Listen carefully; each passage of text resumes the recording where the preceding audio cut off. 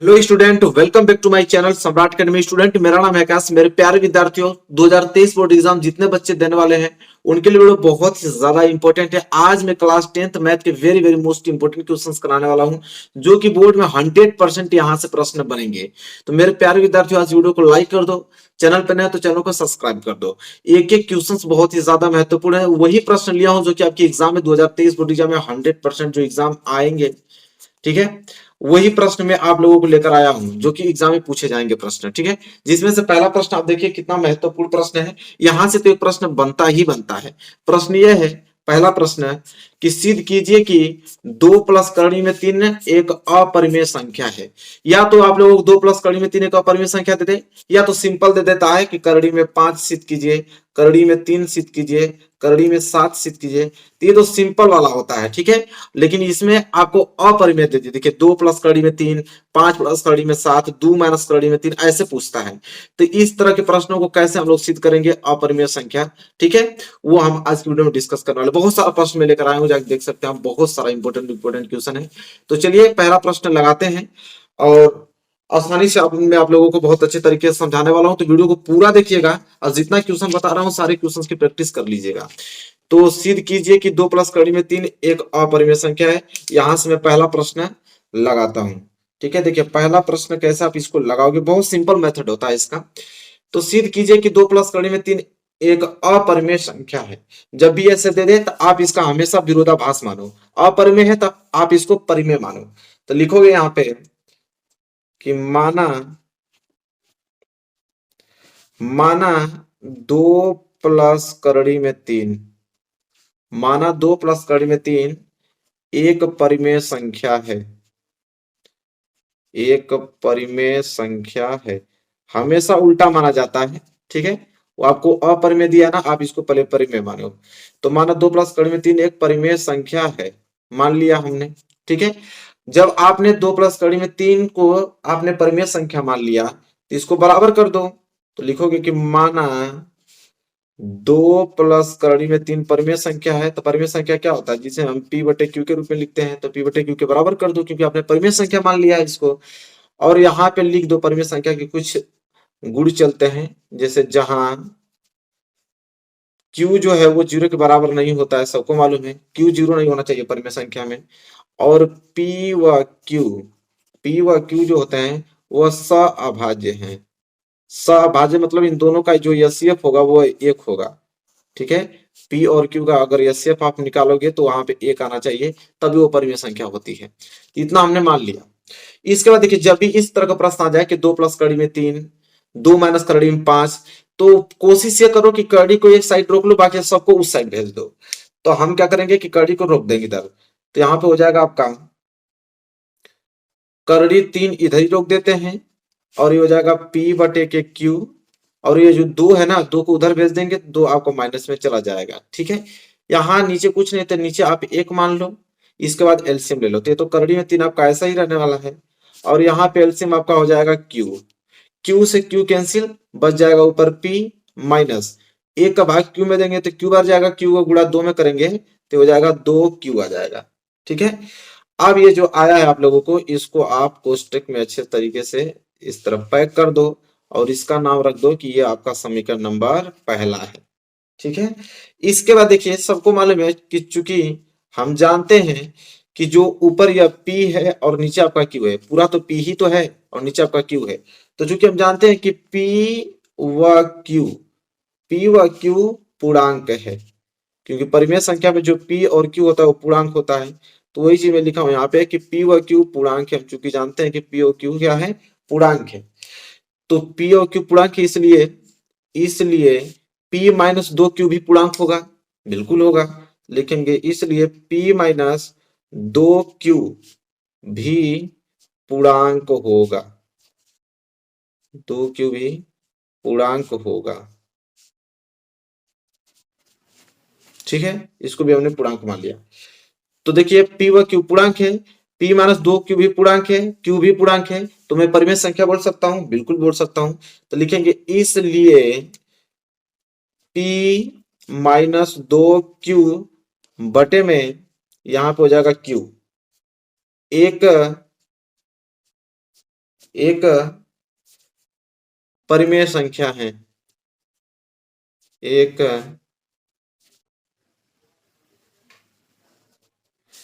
परिमेय संख्या है।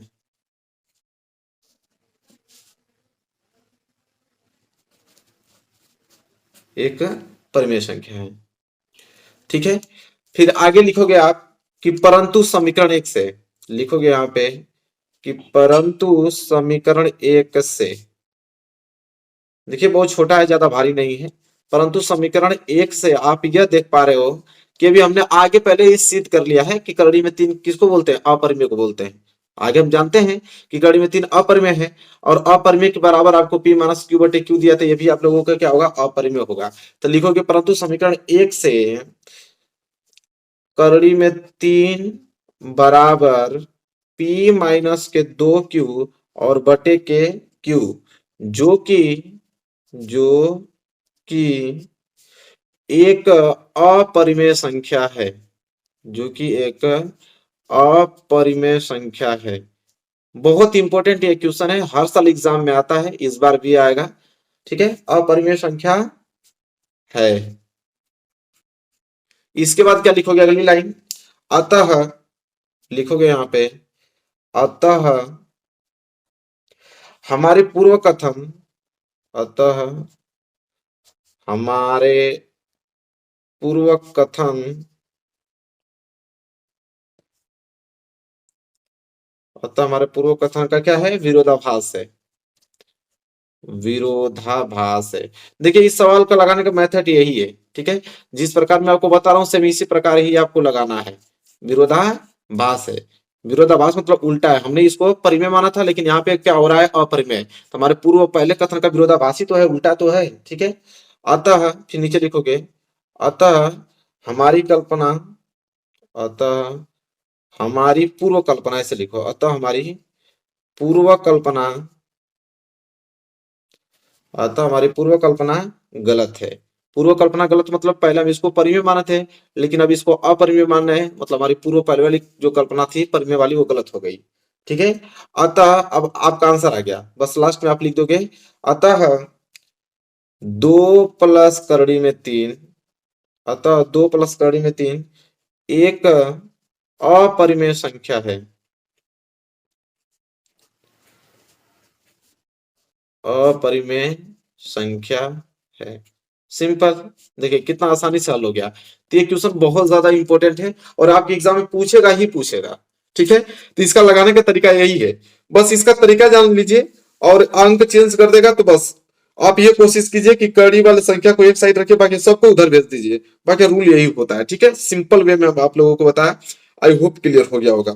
तो ये तो पहला प्रश्न था जो कि बहुत ही ज्यादा इंपॉर्टेंट है। आगे बढ़ेंगे, दूसरा प्रश्न देखिए। चलिए देखिए दूसरा प्रश्न क्या है, देखिए दूसरा प्रश्न बहुत ज्यादा इंपॉर्टेंट है, हर साल एग्जाम में आता है यह प्रश्न है कि दो संख्याओं का अंतर 26 है और एक संख्या दूसरी संख्या की 3 गुनी है, उन्हें ज्ञात कीजिए। देखिए सिंपल है क्वेश्चन, ठीक है। इंपॉर्टेंट क्वेश्चन मैं आपको बता दे रहा हूं, कैसे आप लगाओगे वो देखिए। तो यहाँ पे हमको बोला है कि दो संख्याओं का अंतर 26 और एक संख्या दूसरी संख्या की 3 गुनी है, उन्हें ज्ञात कीजिए। तो संख्या तो हमको मालूम नहीं है, तो संख्या को हम मान लेंगे। तो ये दूसरा का हल मान रहे हैं, तो माना लिखेंगे कि माना पहली संख्या, अब दो संख्या दिया है तब मानना ही पड़ेगा ना, हमको मालूम नहीं है तो लिखेंगे कि माना पहली संख्या, माना पहली संख्या x तथा दूसरी संख्या, तथा दूसरी संख्या को हम लोग y मान लेते हैं, दूसरी संख्या y है। देखिए आराम से पढ़िए, मैं आप लोगों को एक एक पॉइंट आप लोगों को समझा दूंगा, ठीक है। बस आप लोग ध्यान से वीडियो देखिए। माना पहली संख्या x तथा दूसरी संख्या y है, सिंपल हमने मान लिया। बोला है उसमें कि एक संख्या दूसरी की 3 गुनी है, मतलब आगे बोला है यहाँ पे कि जो एक संख्या है, एक संख्या जो है वह 3 गुनी है दूसरी संख्या की। तो जैसे बोला हमसे वैसे ही डायग्राम बना रहे हैं।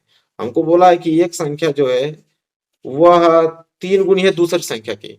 एक संख्या मतलब पहली संख्या, तो पहली संख्या को x बराबर 3 गुणे दूसरी संख्या को हमने y माना है। तो यहाँ से एक समीकरण तो आपको ऐसे ही प्राप्त हो गया, x बराबर के 3y। ठीक है, ये आप लोग समीकरण पहला मान लो इसे। ये हो गया आप लोगों का समीकरण नंबर पहला।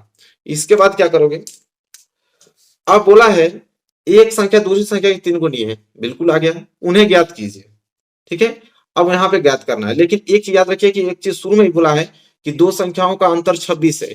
तो दो संख्याओं का अंतर 26 मतलब कि अगर पहली संख्या x है और इसमें से दूसरी संख्या y घटा दूं तो इनका अंतर आ जाएगा आपका 26।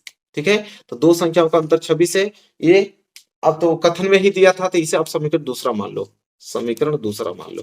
अब कितना इजी वे से लग जाएगा, कुछ करने की जरूरत ही नहीं है। समीकरण पहला का मान समीकरण दूसरा में रख दो, तो यहाँ पे लिखोगे इस समीकरण एक का मान, समीकरण एक का मान समीकरण दो में रखने पर, समीकरण दो में रखने पर, रखने पर, ठीक है, समीकरण एक का मान समीकरण दो में रखने पे तो रख दो। x बराबर 3y है, तो देखो पहले x आ गया यहाँ, तो x की जगह हम लोग लिखेंगे 3y और माइनस के यहाँ पे y बराबर कितना हो जाएगा, 26 हो जाएगा। तो 3y में से एक y चला जाएगा तो कितना बच जाएगा, 2y, 2y बराबर बच जाएगा यहाँ पे 26। यहाँ से हम y निकाल सकते हैं, तो y बराबर आ जाएगा 26, दो भाग गुणा में इधर आएगा तो कहाँ चल जाएगा, भाग में। आप कटा दो इसको, तो y बराबर कितना आ जाएगा 13। अब क्या करोगे, y बराबर यहाँ पे आपको 13 मिल गया। ठीक है, यहाँ पे कोष्टक में कर देते हैं ताकि एग्जामिनर समझ जाए, y बराबर 13। अब y का मान किसी भी समीकरण में आप रख दो, पहला में रख दो तुरंत निकल जाएगा, दूसरा में रख दोगे तभी आ जाएगा, तो हम पहला में रख देते हैं, तो लिखेंगे y बराबर 13 का मान, y बराबर 13 का मान समीकरण पहला में रखने पर, समीकरण पहला में रखने पर। और समीकरण पहला है क्या, समीकरण पहला है आपका x बराबर के 3y है, तो यहाँ पे y का वैल्यू रख दो, तो x बराबर हो जाएगा 3 और प्लस y का वैल्यू कितना है 13। तो यहाँ से अगर हम x निकालें तो x बराबर 13, 39। तो दूसरी संख्या भी हमको प्राप्त हो गई, कितना, x बराबर 39। ठीक है, अब हमको दोनों संख्या पूछा था कि दोनों संख्या क्या होगा, तो नीचे खूब आराम से आप लिख दीजिएगा कि पहली संख्या, पहली संख्या, तो पहली संख्या को हमने x माना था, तो पहली संख्या x बराबर कितना गया, 39 आ गया। और दूसरी संख्या भी हमसे पूछा था, तो लिखेंगे दूसरी संख्या, और दूसरी संख्या को हमने क्या माना था, y माना था। दूसरी संख्या को y माना था, तो y का वैल्यू भी आया है हमारे पास 13। देखिए एक संख्या दूसरी की 3 गुनी है कि नहीं, तो देखिए x वाली संख्या दूसरी की 3 गुनी है, बिल्कुल हमारा आंसर जो है, बिल्कुल हम लोगों का आंसर सही आया है। ठीक है, तो इस प्रकार के क्वेश्चन आएंगे और आप आसानी से कर पाओगे। तो आई होप क्लियर हो गया होगा दूसरा प्रश्न भी। ठीक है, हमने बहुत आराम आराम से बता रहा हूं ताकि आपको हर एक वर्ड समझ में आए। ठीक है, चलिए इसी के साथ बढ़ेंगे अगले क्वेश्चन की ओर। देखिए अगला क्वेश्चन बहुत इंपॉर्टेंट है, यह एग्जाम के लायक बहुत इंपॉर्टेंट है, आप इसको अभी मार्क लगा लो, वेरी वेरी मोस्ट इंपॉर्टेंट है। क्या है कि दो अंकों से बनी किसी संख्या के अंकों का योग 9 है, यदि संख्या के अंक उलट दिए जाएं तो बनने वाली संख्या मूल संख्या से 27 अधिक होगी, तो संख्या ज्ञात कीजिए। तो चलिए देखिए इस प्रश्न को कैसे लगाएंगे, मैं आसानी से इस प्रश्न को भी आप लोगों को बता रहा हूं। तो यहाँ पे तीसरा प्रश्न हम सॉल्व करने जा रहे हैं। ठीक है, तीसरा जो कि वेरी वेरी मोस्ट इंपोर्टेंट है मेरे प्यारे विद्यार्थियों। कह रहा दो संख्याओं से बनी किसी संख्या के अंकों का योग 9 है, यदि संख्या के अंक उलट दिए जाएं तो बनने वाली संख्या मूल संख्या से 27 अधिक होगी, तो संख्या ज्ञात कीजिए। तो देखिए दो अंकों की संख्या है, तो दो अंकों की संख्या में एक इकाई का अंक होगा, एक दाई का अंक होगा। हमको मालूम है नहीं तो मानेंगे, तो सबसे पहले लिखेंगे कि माना, माना दहाई का अंक, माना दहाई का अंक, तो दहाई के अंक को हम लोग मान लेते हैं यहाँ पे x। ठीक है, और इकाई का अंक तथा, यहाँ पे लिखेंगे कि तथा इकाई का अंक। अब इकाई का अंक भी मालूम नहीं तो उसको भी मानना पड़ेगा, तथा इकाई का जो अंक होगा उसको हम y मान लेते हैं, सिंपल, इकाई का अंक y है। ठीक है, अब इन दो अंकों से हम लोग संख्या बना लेंगे। ठीक है, तो यहाँ पे लिखेंगे अतः, अतः दो अंकों की संख्या, अतः दो अंकों की संख्या। तो देखिए दो अंकों की संख्या कैसे बनता है मैं आप लोगों को बता देता हूं। तो जब भी आपको इकाई का अंक मालूम हो और दहाई का अंक मालूम हो और उससे आपको संख्या बनाना है, तो दहाई में 10 का गुणा होता है और इकाई में 1 का गुणा होता है। तो दाई हमारे पास क्या है यहाँ पे यक्स, तो यक्स में आप लोगों का 10 का गुणा होगा और प्लस इकाई आपके पास है वाई, और वाई में हमेशा 1 का गुणा होता है। ठीक है, इसके बाद जोड़ कर गुणा करके जोड़ देते हैं, संख्या प्राप्त हो जाता है। जैसे 10 गुणा x में करोगे तो हो जाएगा आपका 10x और प्लस वाई गुणा x में करोगे तो y, ये आपको संख्या प्राप्त हो गया। ठीक है, इसको मैं यहाँ पे पुस्तक में कर देता हूँ। ये आप लोगों का संख्या प्राप्त हो गया, 2 अंकों की यह संख्या है। 2 अंक हमने माना था, दहाई का अंक x और इकाई का अंक y, अब उससे बनने वाली संख्या आपका यह है 10x प्लस वाई, क्योंकि दाई में 10 को गुणा करते हैं, इकाई में 1 को गुणा करके जोड़ देते हैं, वही आपकी संख्या बन जाती है। इतना तो सभी बच्चों को एकदम क्लियर हो गया। फिर बोला है कि अंकों के जो अंक है बदलने पर, अंक बदल दिए जाएंगे तो संख्या क्या बनेगा, तो लिखेंगे अंक बदलने पर, अंक बदलने पर, अंक बदलने पर प्राप्त संख्या। तो देखिए अगर अंक बदल देंगे तो संख्या क्या होगा, तो अंक बदलने पर प्राप्त संख्या क्या होगा, तो अंक बदलने का मतलब कि दहाई को अब हम y मानेंगे, इकाई को हम x मानेंगे। तो अब हम 10 का गुणा किस में करेंगे, x में कर देंगे। ठीक है, अरे y में, क्योंकि अंक बदल दिया गया ना। तो अब 10 का गुणा किस में कर देंगे, y में कर देंगे, और प्लस 1 का गुणा हम लोग x में कर देंगे, क्योंकि अंक को हमने पलट दिए हैं, अंक को हम पलट दिए हैं। तो उससे संख्या बन जाएगा आपका 10y और प्लस के बन जाएगा x। तो यह देखिए अंकों को पलटने पर यह संख्या प्राप्त हो गई, ये वाली संख्या जो प्राप्त हुई है वो अंकों को पलटने पर बनी है। ठीक है, अब हम लोग प्रश्नानुसार, अब हम लोग प्रश्न पढ़ेंगे और प्रश्न के अनुसार इसको करेंगे, प्रश्नानुसार। ठीक है, अब देखिए प्रश्न क्या बोला है। तो प्रश्न यहाँ पे बोला था, एक बार मैं और ध्यान से पढ़ता हूं कि 2 अंकों से बनी संख्या, 2 अंकों से बनी किसी संख्या को अंकों का योग 9 है। अब अंकों का योग 9 है, मतलब अंक हमने माना है x और y, इसका योग जो है वो 9 है। तो एक समीकरण तो यहीं से बन गया आपका कि अंकों का योग मतलब x प्लस y अगर जोड़ेंगे तो वो 9 आएगा। ये आपका समीकरण नंबर तो पहला प्राप्त हो गया। ठीक है, इसके बाद क्या बोला है, यदि संख्या के अंक उलट दिए जाएं तो बनने वाली संख्या मूल संख्या से 27 अधिक होगी। तो संख्या को अगर अंकों को उलट दिया जाए तो अंकों को उलटने पर बनी संख्या जो है वह मूल संख्या यह से 27 अधिक है। तो इसको कैसे लिखेंगे, लिखेंगे तथा अंकों को पलटने पर बनी संख्या आपके पास है 10y और प्लस x, और मूल संख्या आपके पास है 10x प्लस y, इससे 27 अधिक है तो इसमें 27 जोड़ देंगे, इसके बाद बराबर कर देंगे। यही तो बोला है कि अंकों को पलटने पर बनी संख्या मूल संख्या से 27 अधिक है। सिंपल, हमने 27 अधिक कर दिया उसमें। अब यहां से हल कर देते हैं सिंपल। तो ये हो जाएगा आप लोगों का,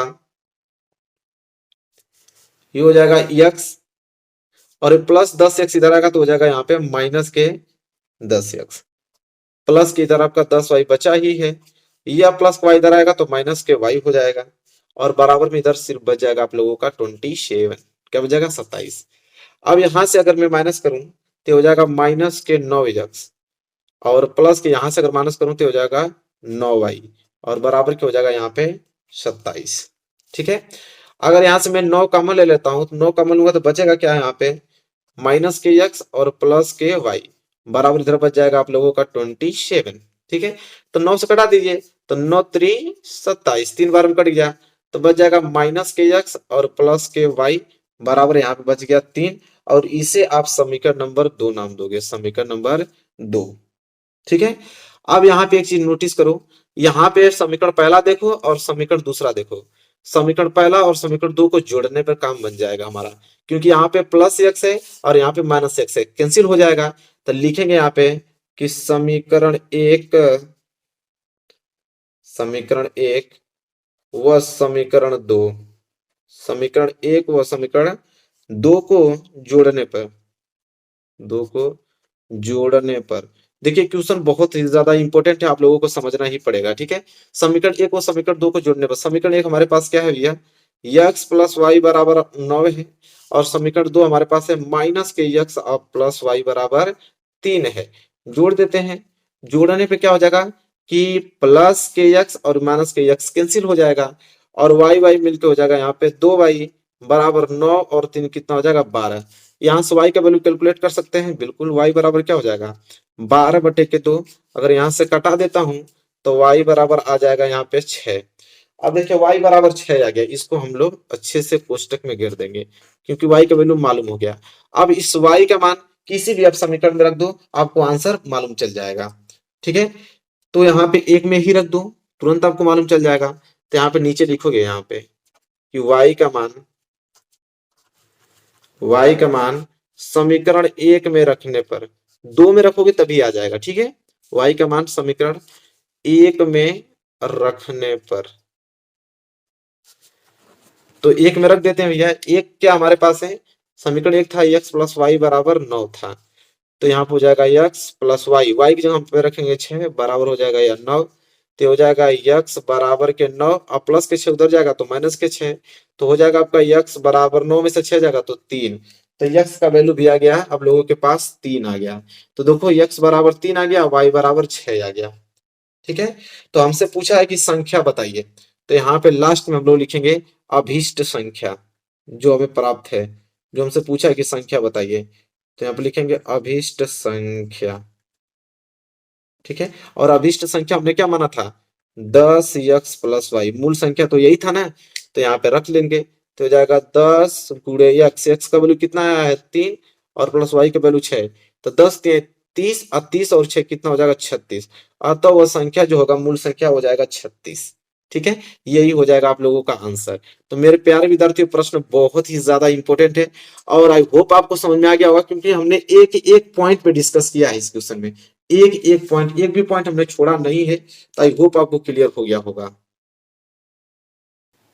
तो चलिए मेरे प्यारे विद्यार्थी, इसको हटाते हैं। इस प्रश्न को जरूर से प्रैक्टिस कर लीजिएगा। हालांकि हमने बहुत सरल शब्दों में अच्छे तरीके से समझाया है कि ताकि समझ में आ जाए आप लोगों को कि पेपर में एक भी प्रश्न छोड़ना नहीं है इस बार। इस बार तो हम लोग एकदम 95 एकदम ला के ही रहेंगे, चाहे जो भी हो जाए। अगला प्रश्न देखिए, जो कि बहुत ही ज्यादा इंपॉर्टेंट है मेरे प्यारे विद्यार्थी, क्वेश्चन नंबर 4 बहुत ही ज्यादा इंपॉर्टेंट है। मैं आप लोगों को दिखा देता हूँ अच्छे तरीके से। यह question very very most important है एग्जाम की दृष्टि से। कह रहा है कि एक भिन्न 1/3 हो जाती है जब उसके अंश में एक घटाया जाता है, और यह 1/4 हो जाती है जब हर में 8 जोड़ दिया जाता है। भिन्न ज्ञात कीजिए। अब हमसे भिन्न पूछा है, अब भिन्न हमको मालूम है नहीं। ठीक है, वही भिन्न हमको ज्ञात करने के लिए बोला है। तो इसका भी सलूशन बहुत ही ज्यादा इजी है। ठीक है, क्वेश्चन नंबर 4 यहाँ पे हल कर रहा हूं। तो हमको भिन्न पूछा है, भिन्न मालूम नहीं है, तो मान लेंगे कि माना भिन्न। अब भिन्न क्या होता है, जिसे हम x/y के रूप में लिखते हैं बस। तो माना भिन्न x/y है, क्योंकि भिन्न को हमेशा अंश बटे हर के रूप में लिखा जाता है। माना भिन्न x/y है, जहां यहाँ पे एक चीज लिख देना आप लोग कि अंश जहां अंश बराबर x और तथा हर बराबर y है, तथा हर बराबर y है। बस सिंपल। माना भिन्न x/y है जहां अंश x है और हर y है। अब यहाँ पे प्रश्नानुसार आप प्रश्न को पढ़ते जाओ और यहाँ पे समीकरण बनाते जाओ, तुरंत आप लोगों का यह हल हो जाएगा। अब प्रश्नानुसार अब प्रश्न पढ़ो। कह रहा है कि एक भिन्न 1/3 हो जाती है जब उसके अंश में एक घटाया जाता है। तो हमारे पास भिन्न तो x/y है, x/y। अब इस x/y में अंश कौन है भैया, तो अंश हमारे पास x है, और x में से कह रहा है कि जब उसके अंश में एक घटाया जाए, तो x में से हम लोग एक घटा देते हैं। तो एक घटाएंगे तो यह भिन्न जो है वह 1/3 हो जाती है। यह भिन्न 1/3 हो जाती है कब, जब अंश में से एक घटाते हैं, तो वही बोला है। ठीक है, इसके बाद कह रहा है कि और यह 1/4 हो जाती है जब इसके हर में 8 जोड़ दिया जाता है। मतलब भिन्न आपका वही रहेगा, x/y ही रहेगा, लेकिन इस बार हर में, हर मतलब y, हर में 8 जोड़ेगा, और हर में 8 जोड़ने पर वह भिन्न हो जाती है 1/4। तो इसके बराबर कर देंगे, 1/4 हो जाती है। बस, अब दो समीकरण यहां से मिल जाएगा, सिंपल हल कर लो। तो यहाँ पे करोगे तो 3 को गुणा x में करोगे तो ये हो जाएगा 3x, और -3 को गुणा 1 में करोगे तो ये हो जाएगा 3, बराबर y को गुणा 1 में करोगे तो ये हो जाएगा y। तो यहां से हो जाएगा आपका 3x, प्लस के y इधर आएगा तो माइनस के y, बराबर -3 उधर जाएगा तो +3। अब यहाँ पे देखो, इस समीकरण नंबर पहला मिल गया तुरंत आप लोगों को। ठीक है। इसी के बाद इसको हल कर दो, 4 को गुणा एक्स में करोगे तो हो जाएगा 4x बराबर 1 को गुणा y प्लस 8 में करोगे तो भैया y प्लस 8 ही आने वाला है इसमें। तो यहां से हो जाएगा आप लोगों का 4x प्लस वाई इधर आएगा तो माइनस के y और बराबर के यहाँ बच जाएगा 8। इसे आप समीकरण नंबर 2 मान लो, सिंपल। अब यहां से आराम से हल कर लो, यह आपका माइनस वाई है, यह भी आपका माइनस वाई है। जब दोनों चिन्ह समान हो हमेशा घटाते हैं, तो लिख देंगे यहाँ पे कि समीकरण एक में से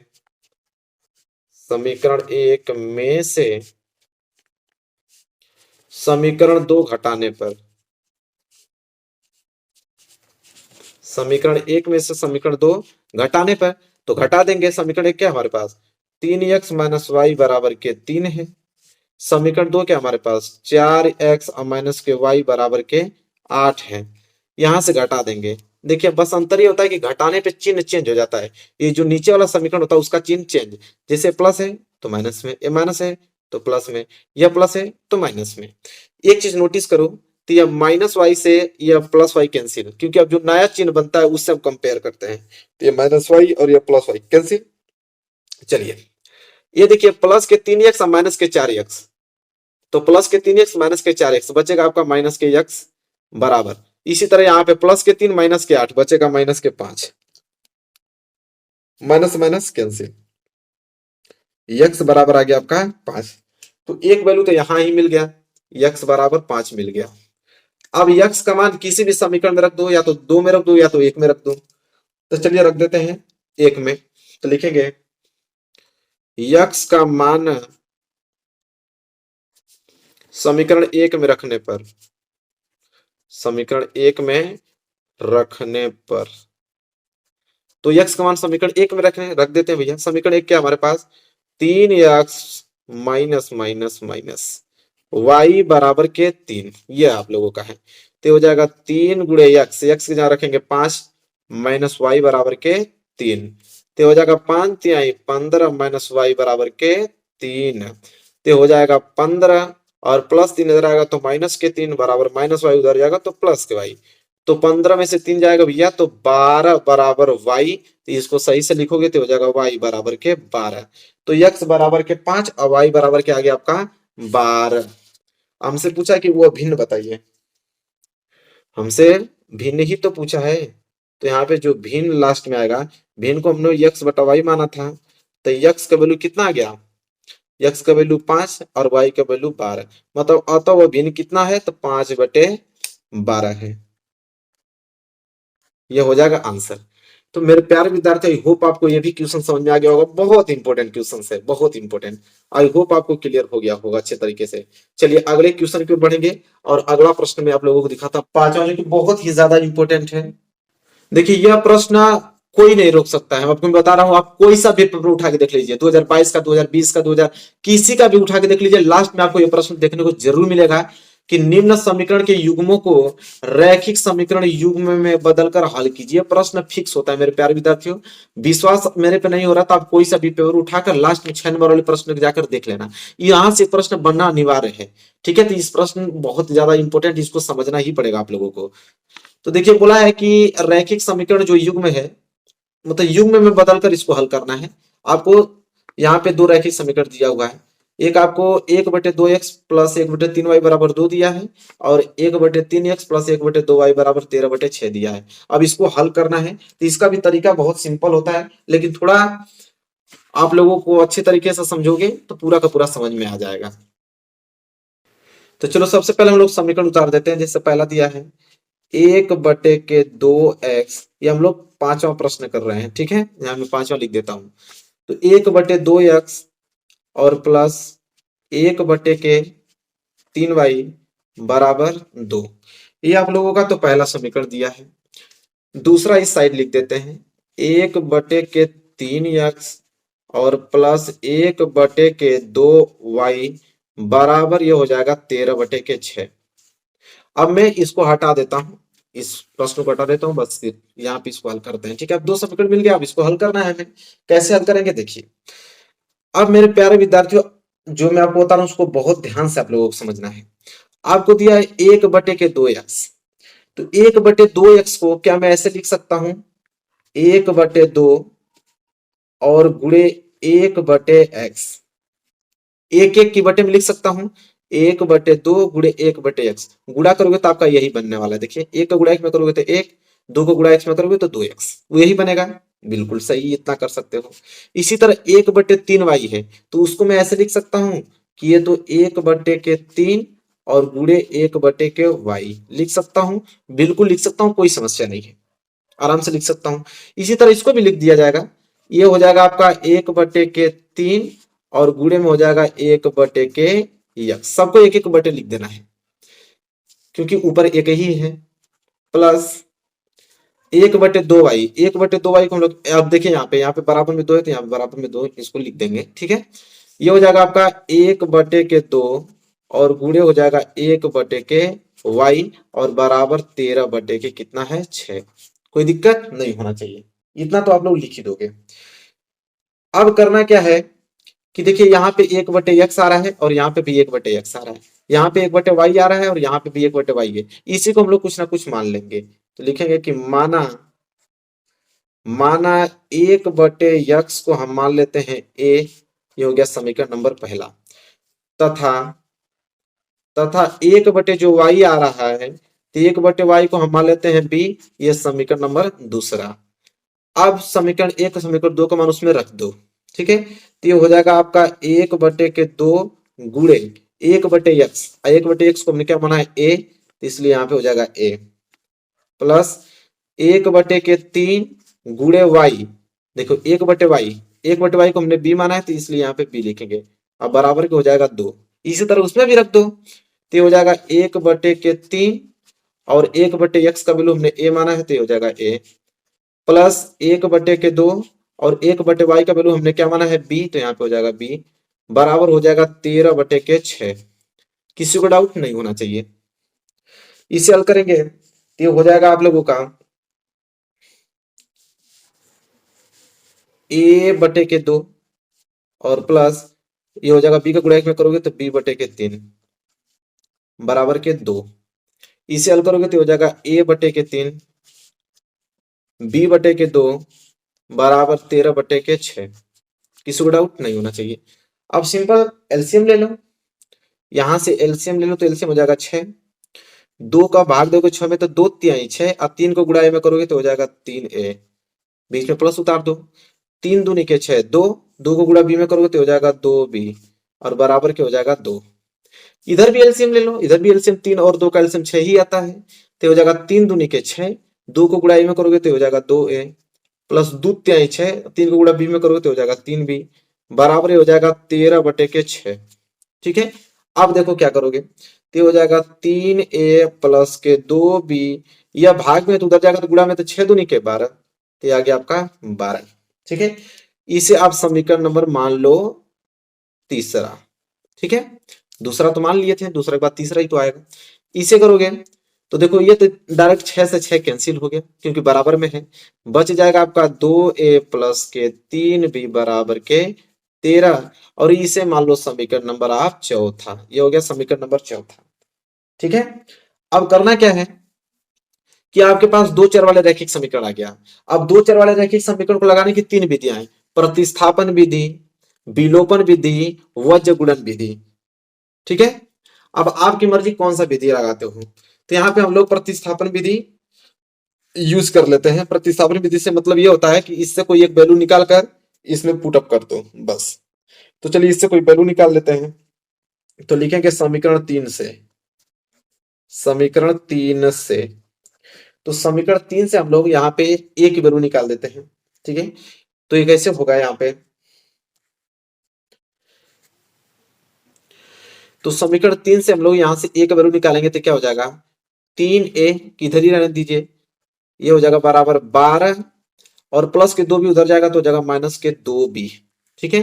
तो यहाँ से a का वैल्यू निकालेंगे तो a बराबर क्या हो जाएगा 12 माइनस के 2b, और 3 गुणा में तो 3 आएगा तो इधर क्या हो जाएगा भाग में हो जाएगा, ठीक है। इसे मान लीजिए समीकरण नंबर 5वां, ये आ गया आपका समीकरण नंबर 5वां। अब समीकरण 5 का मान समीकरण 4 में रख दीजिए, ठीक है। तो ये लिखना भी पड़ेगा आप लोगों को, लिखेंगे यहाँ पे कि समीकरण 5 का मान, देखिए ये आप लोग का दीर्घ उत्तरीय प्रश्न है, बहुत इंपॉर्टेंट है। समीकरण 5 का मान समीकरण 4 में रखने पर, समीकरण 4 में रखने पर, तो समीकरण 4 में रख देते हैं तो हो जाएगा आपका 2 गुणे ए आ गया ना, तो एक जगह पर पूरा रखेंगे तो हो जाएगा आपका 12 - 2b और बटे में 3 और प्लस के हो जाएगा 3b और बराबर में हो जाएगा यह 13। अब इसे हल करेंगे, कैसे हल होगा इसे देखो। तो आगे करेंगे इसको हल, तो गुणा कर दीजिए तो हो जाएगा 12 दूनी के 24 और -2 दूनी के 4b और बटे में यहाँ पे हो जाएगा आपका 3 और ये प्लस के 3b और बराबर के यहाँ पे 13। तो कुछ करने की जरूरत नहीं है, कुछ नहीं है तो नीचे एक मान लो, एलसीएम ले लो। एलसीएम कितना हो जाएगा 3, 3 से 3 कैंसिल, तो ऊपर तो आपका सेम बच जाएगा 24 - 4b और प्लस एक का भाग 3 में देखो तो 3 और 3 को गुणा 3b में करोगे तो 3 तिहाई। ठीक है, अब यहाँ पे इसको हल करेंगे तो कितना हो जाएगा, ये हो जाएगा 24 और -4b और प्लस के 9b हो जाएगा आपका प्लस के 5b, घट जाएगा ना, और बराबर ये 3 भाग में गुणा कर दोगे तो 13 यहाँ 39 आ जाएगा। ठीक है, तो यहाँ से अगर मैं 5b को इधर रख देता हूँ तो ये हो जाएगा 39 और प्लस 24 उधर जाएगा तो -24 आ जाएगा। तो यहाँ पे हो जाएगा 5b बराबर 9 में से 4 जाएगा तो 5 और 3 में से 2 जाएगा तो 1, 15 आ जाएगा। तो यहाँ से अगर b का वैल्यू निकालूं तो b बराबर क्या आ जाएगा 15/5, कैंसिल कर दो तो b बराबर आ जाएगा 5 तिहाई 15। तो देखो b बराबर आ गया यहाँ पे 3। अब b बराबर 3 का मान समीकरण 5 में रख दो ताकि a का वैल्यू निकल जाए। इस b का वैल्यू है जो, वो मैं दिखाता हूं आप लोगों को। b का वैल्यू जो आ गया वो समीकरण 5 में रखो ताकि a का वैल्यू निकल जाए। अब उसके नीचे यहाँ पे लिखोगे b का मान समीकरण 5 में रखने पर, समीकरण 5 में रखने पर, तो b का मान समीकरण 5 में रखने पर रख देते हैं। समीकरण 5 क्या है, a बराबर 12 - 2 b, b आ गया ना, तो b की जगह पे हम लोग क्या रखेंगे 3, क्योंकि b का वैल्यू 3 आया है और बटे में आपका 3 दिया हुआ है। तो ये हो जाएगा a बराबर 12 - 3 दूनी के 6 और बटे में 3। तो यहाँ से हो जाएगा a बराबर 12 में से 6 का तो 6 और बटे में 3 काट दो तो a बराबर हो जाएगा 3 दूनी के 6, तो a बराबर 2 आ गया। तो a बराबर 2 आ गया, b बराबर 3 आ गया। अब लास्ट में एक काम करना बच गया है कि अब इस a और b का जो मान आया है उसको उठाकर हम लोग रख देंगे यहाँ पे समीकरण पहला और समीकरण दूसरा में। तो अब एक नया पेज लेता हूं, यहाँ पे लिखूंगा कि a तथा b का मान, जो लास्ट में a तथा b आया है तो वही लिखेंगे a तथा b का मान, क्योंकि हमें वैल्यू तो एक्स वाई की चाहिए ना। तो a तथा b का मान समीकरण 1 तथा समीकरण 1 तथा समीकरण 2 में रखने पर, तथा समीकरण 2 में रखने पर, 2 में रखने पर, तो चलो रख देते हैं।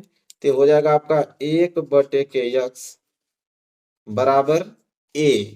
तो a का वैल्यू कितना आया है थोड़ा देख लिया जाए, a का वैल्यू 2 आया है, a का वैल्यू 2 आया है तो a की जगह 2 रख देंगे। इधर हो जाएगा आपका 1/y बराबर b और b का वैल्यू शायद 3 आया था तो यहाँ पे 3 लिख देंगे। ठीक है, तो हो जाएगा आपका, यहाँ पे कुछ नहीं तो 1 मान लो, यहाँ पे भी कुछ नहीं तो आप 1 मान लो। तो यहाँ पे हो जाएगा आप लोगों का x का गुणा 2 में करोगे तो हो जाएगा 2x बराबर 1 को गुणा 1 में करोगे तो हो जाएगा 1।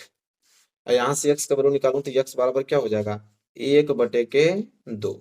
इसी तरह y को गुणा 3 में करोगे तो हो जाएगा 3y बराबर 1 को गुणा 1 में करोगे तो 1 हो जाएगा, तो हो जाएगा y बराबर 1/3। और हमसे एक्स वाई का वैल्यू ही पूछा है तो एक्स वाई का वैल्यू यहाँ पे निकल गया कि x बराबर 1/2 और y बराबर 1/3 और यह होगा इसका राइट आंसर। बहुत ही ज्यादा इंपॉर्टेंट क्वेश्चन मैं आप लोगों को बताया हूँ। यह आपको तो एग्जाम, देखिए यह प्रश्न भी हो गया, 5वां प्रश्न भी हमने यहाँ पे कंप्लीट कर लिया जो कि बहुत इंपॉर्टेंट था। ठीक है, आगे बात करते हैं प्रश्न नंबर 6। देखिए प्रश्न नंबर 6 त्रिकोणमिति से लिया गया है जो कि बहुत ही ज्यादा इंपॉर्टेंट है। ठीक है, 6 और 7 दोनों ही बहुत ज्यादा इंपॉर्टेंट है मेरे प्यारे विद्यार्थियों। एग्जाम की दृष्टि से बहुत ही, हर साल एग्जाम में प्रश्न दोनों आते हैं। ठीक है, दोनों में आप लोगों को बताने वाला हूं। प्रश्न नंबर 6 यह है कि यदि साइन ए माइनस बी बराबर 1/2 और cos A minus A plus B बराबर 1/2, और कह रहा है कि जो ए प्लस बी का वैल्यू आएगा वो 0 अंश से बड़ा होना चाहिए, 90 अंश से छोटा होना चाहिए, या तो 90 अंश भी आ जाए तो चल जाएगा, कामयाब बराबर लगा है। और कह रहा है कि ए जो है बी से बड़ा होना चाहिए और ए और बी का मान ज्ञात कीजिए। देखिए बहुत इंपॉर्टेंट क्वेश्चन है मेरे प्यारे विद्यार्थियों, कैसे लगाओगे इसका भी मेथड बहुत सिंपल है। तो इसको मैं हटाता हूं और यहाँ पे लिखता हूं कि यह मैं क्वेश्चन करने जा रहा हूं क्वेश्चन नंबर 6। और क्वेश्चन नंबर 6 में दो चीज दिया था, उसको पहले मैं नोट करूंगा।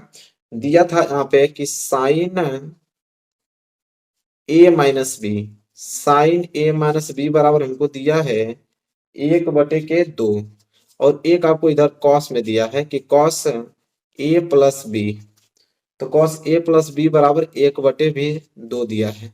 ठीक है, और निकालना है हमें ए और बी की वैल्यू निकालना है। देखिए कैसे निकालेंगे, बहुत सिंपल मेथड इसका। यहाँ पे देखिए ये हो जाएगा आपका साइन ए माइनस बी।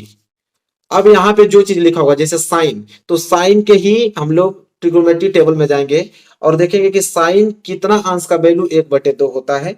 तो देखिए साइन 30 अंश का वैल्यू 1/2 होता है, तो 1/2 को मैं लिख दूंगा यहाँ पे साइन 30 अंश, क्योंकि साइन 30 अंश का वैल्यू ही 1/2 होता है। तो यहाँ पे एक चीज देखने को मिलेगा कि साइन से यह साइन क्या हो गया, कैंसिल हो गया, और बच गया यहाँ पे ए माइनस बी बराबर 30 डिग्री। ठीक है, इसे आप समीकरण नंबर 1 मान लो।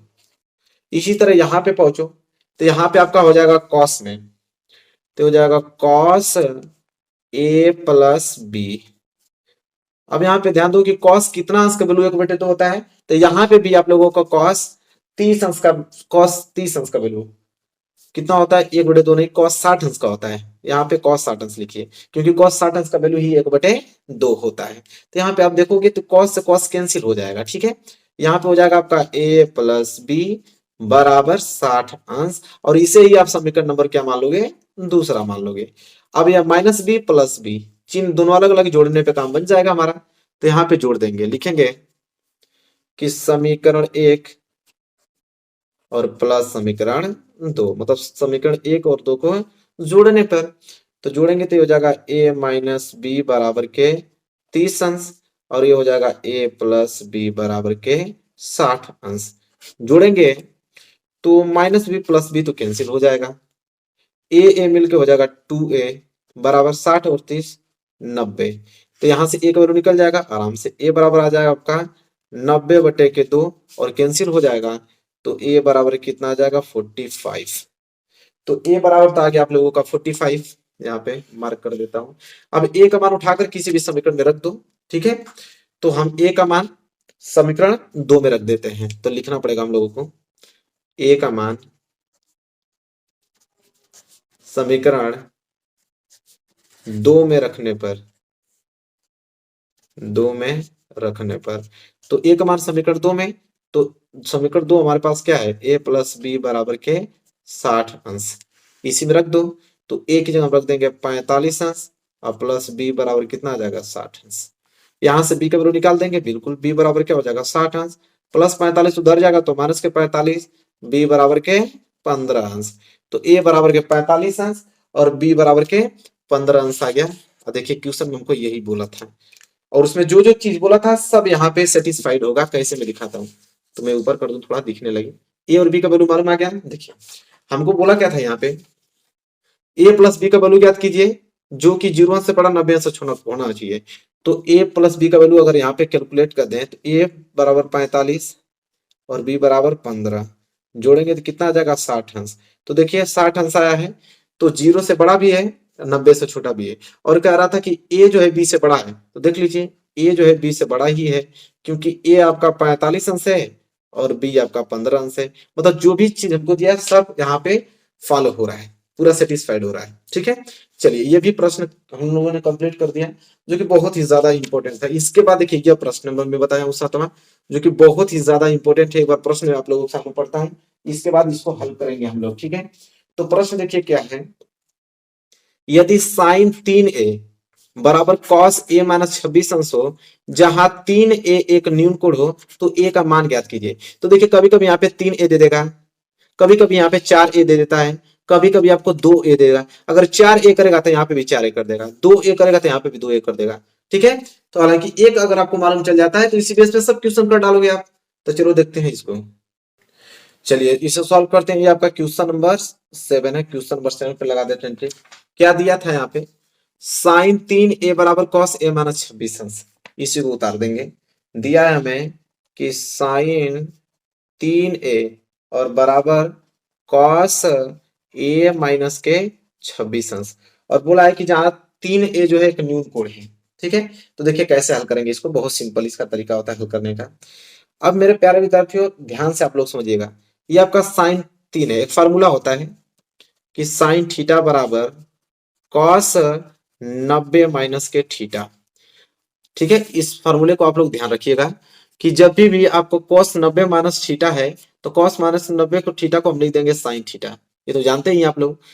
तो साइन थीटा को मैं लिख दूंगा कॉस 90 माइनस थीटा, लेकिन यहाँ पे आप लोगों का साइन 3a है।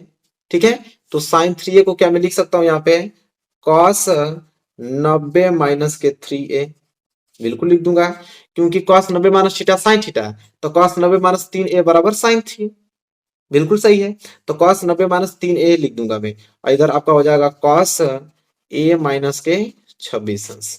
ठीक है, यहां से कॉस कैंसिल, अब बच जाएगा आप लोगों का 90 माइनस के 3a बराबर a माइनस के 26 अंश।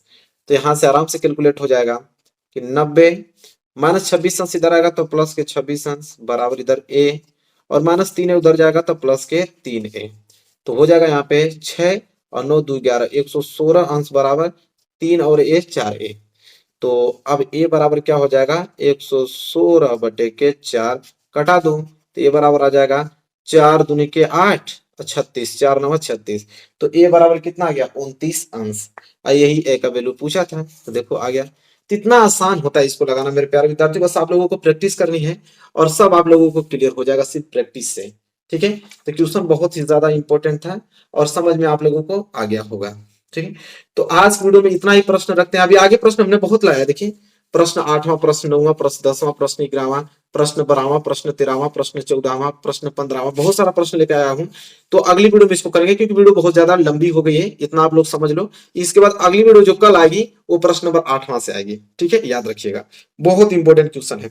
तो चलिए वीडियो को लाइक नहीं किया तो लाइक कर दो, चैनल पर नए तो चैनल को सब्सक्राइब कर दो, और कल का वीडियो देखना नहीं भूलना क्योंकि कल प्रश्न नंबर 8वां से स्टार्ट करूंगा। ठीक है, तो चलिए मिलेंगे नेक्स्ट वीडियो में, तब तक के लिए धन्यवाद।